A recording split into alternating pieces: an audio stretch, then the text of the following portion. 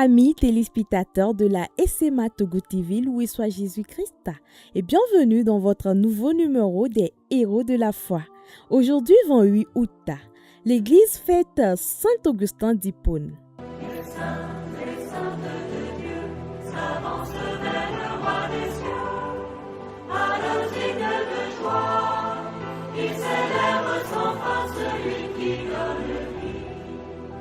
Augustin est né le 13 novembre l'an 354 à Tagaste en Afrique du Nord, au sein d'une famille d'origine berbère.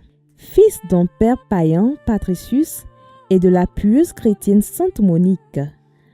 Augustin ne fut pas baptisé enfant, mais son génie intellectuel le mena rapidement vers de brillantes études. Il brilla par sa beauté d'esprit, son éloquence et son leadership au sein de la haute société de Carthage. Il prit une compagne qui lui donna un fils, le jeune Adéodat. En raison de sa fougue de jeunesse, il se laissa emporter par des ambitions profanes et de grands égarements philosophiques. Il devint un esprit rebelle et tourmenté dans sa recherche de vérité, mais les prières et les intarissables larmes de sa mère, Sainte Monique, le poursuivirent jusqu'en Italie. Arrivé à Milan, il entendit une voix d'enfant lui crier « Prends et lis ». Touché par sa grâce à la lecture des Écritures, Augustin se convertit totalement au christianisme à l'âge de 32 ans et fut habité par une immense soif de Dieu. De retour en Afrique, il se retira d'abord dans la prière avant d'être ordonné prêtre, puis plus tard évêque d'Hippone. Il mena des réformes théologiques majeures à travers sa vie et ses chefs-d'œuvre littéraires inestimables restent les Confessions et la Cité de Dieu. Pour abriter ses frères, il rédigea une règle monastique célèbre et fit construire des monastères pour former le clergé.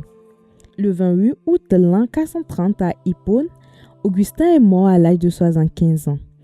Affaibli par une longue maladie alors que la ville était assiégée par des Vandales, son corps fut transporté avec de grands honneurs en Sardaigne, puis ses reliques sacrées furent transférées à Pavie, en Italie, dans un magnifique mausolée.